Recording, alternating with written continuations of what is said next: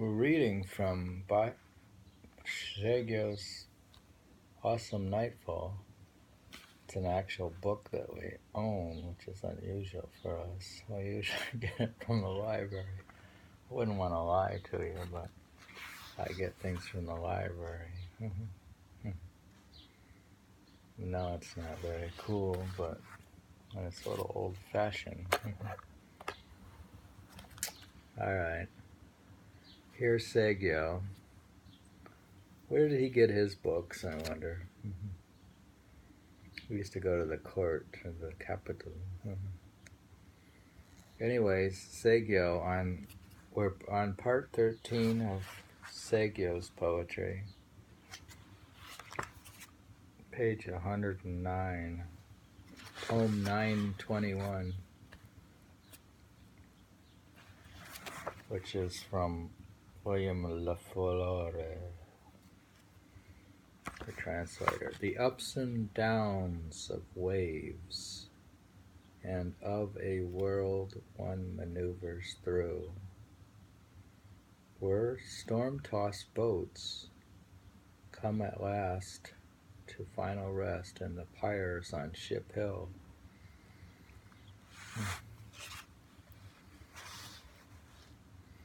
I guess that's his Buddhist poem. Ship Hill, is that where they buried the people? I think it was. The ups and downs of waves and of a world one maneuvers through were storm-tossed boats, come at last to final rest on the pyres on Ship Hill. He says, 922, my cold corpse, covered forever with moss for bedding, will recollect what it learned here from dew on a rock's cold dark side. My cold corpse, covered forever with moss for bedding, will recollect what it learned here from dew on a rock's cold dark side.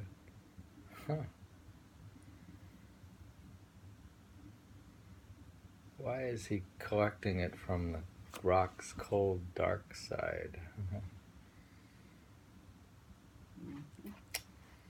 It's like he went to the dark side of the moon or something.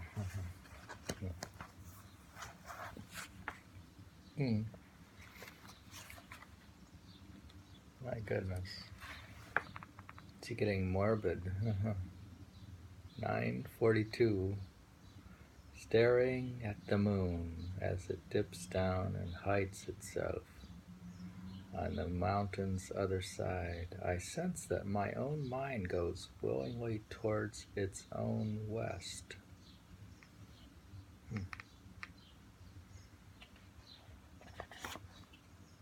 Staring at the moon as it dips down and hides itself on the mountain's other side, I sense that my own mind goes willingly towards its own west. That's an interesting poem. I like that one. It's like, what's the poem I have where my mind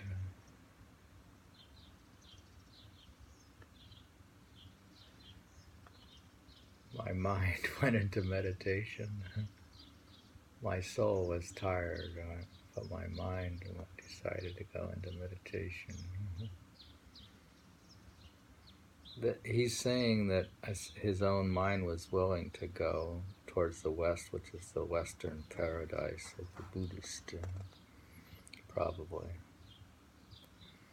Anyways, then he says, poem 945. The sound of a swollen mountain stream rapidly rushing makes one know how very quickly life itself is pressed along its course. It's like life is pressing along like the mountain stream. He's waking up. He's waking up? The sound of the stream. It's funny that this is dark. This computer, there's a computer here. Picture is dark and this picture is light. How come there's dark and light? That's a nice poem also. Let's see here. Poem 945, page 110. The sound of a swollen mountain stream rapidly rushing makes one know how very quickly life itself is pressed along its course. I also like that one, and I like the prior one. The prior one is, staring at the moon as it dips down and hides itself on the mountain's other side, I sense that my mind goes willingly towards its own west. Its mind's got its own west. Mind is going to Western paradise.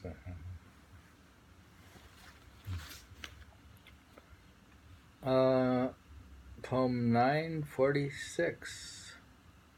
Nothing lost, since in Satori everything thrown away comes back again. The life given up for an other. Nothing lost, since in Satori everything thrown away comes back again. The life given up for an other. Once you give up everything and reach Satori, you get it all back again if you want it. And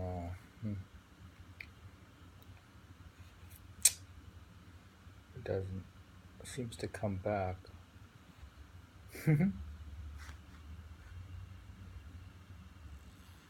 947. My dilemma. That deep realization will never come to my mind, the truth of which my mind realizes all too well. My dilemma. That deep realization will never come to my mind, the truth of which my mind realizes all too well. That's another Zen poem. The absolute truth can't come to your mind, and your mind realizes it. What do you think of that? Very good. Satori, he says the word makoto kiti satori ubiku mo. He says, my dilemma, that deep realization will never come to my mind, the truth of which my mind realizes all too well. Right?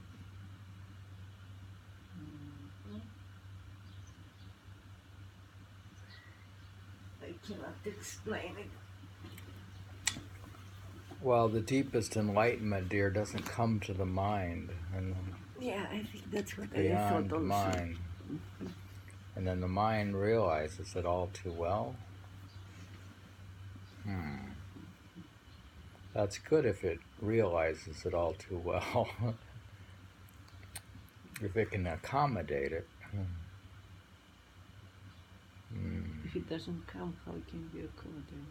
The mind can come to accommodate meditation, so the mind can stop from running. And if it realizes all too well that it should stop running, when it stops running, the deep realization may come. Of course, this is I think that he knows that it comes, but it doesn't come to the mind. something is coming, but it's not exactly the mind. But the mind sometimes knows something came. No. The experience comes, he realizes, but it is not mental, it doesn't come to the mind, so he cannot keep it. He cannot. We haven't encountered this poem. He says, Mato kiti satori ibiku mo nakaritsuru ko koro He cannot control siruwa it. He cannot keep it. kokoro nari kari. Kokoro means mind, body, spirit, or something. It's our first Japanese word. My dilemma. That deep realization will never come to my mind, the truth of which my mind realizes all too well. It's a very Zen poem. We'll have to ask a lady at the Zen temple in Flushing what it means. You want to take and ask her? You don't? I think we understand it. Yeah, it's good to ask, though.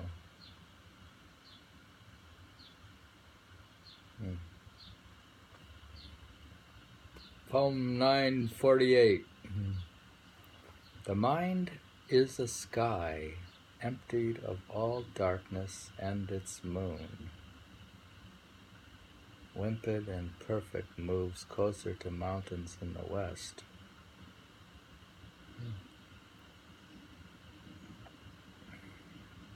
The mind is a sky emptied of all darkness and its moon.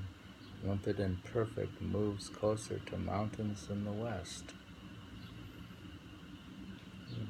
You don't read it like that, and it's moon, plenty of persons. You don't stop, and it's moon. You don't stop. You say, yeah, it's not read right. It says, the mind is a sky emptied of all darkness, and its moon, limpid and perfect, moves closer to mountains in the west.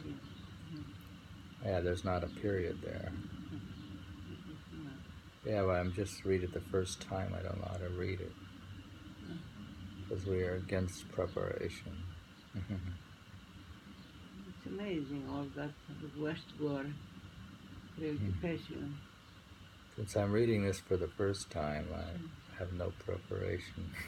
Since for Japan, the whole globe, the whole world lies on the west, I can imagine that tendency to move west is enormous. Yeah, they have a concept in his mind of the Western paradise. It's an abstraction. Western paradise of the Buddhist. So what does that mean? The mind is a sky emptied of all darkness, and its moon, limpid and perfect, moves closer to mountains in the west. Do you understand it? I think that's what he paints in his mind. It's a landscape in his mind. We can't ask the nuns at the temple what it means. Torture them with our questions. I'd like to torture them. Oh, yeah, we could. You think they're not going to know? Their life is too peaceful with the meditation and hoeing up weeds. And it's so peaceful over there. They need some tough questions.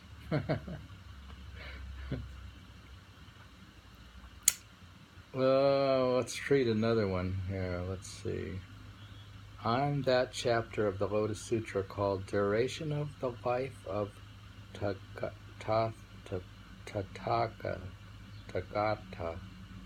Goodness. Those who view the moon over Vulture Peak as one now sunk below the horizon are men whose minds confused hold the real darkness. Those who view the moon over Vulture Peak as one now sunk below the horizon are men whose minds confused hold the real darkness. Poem 970. And part 13. We are reading Awesome Nightfall by Saigyo's poetry of William Lafleur. And,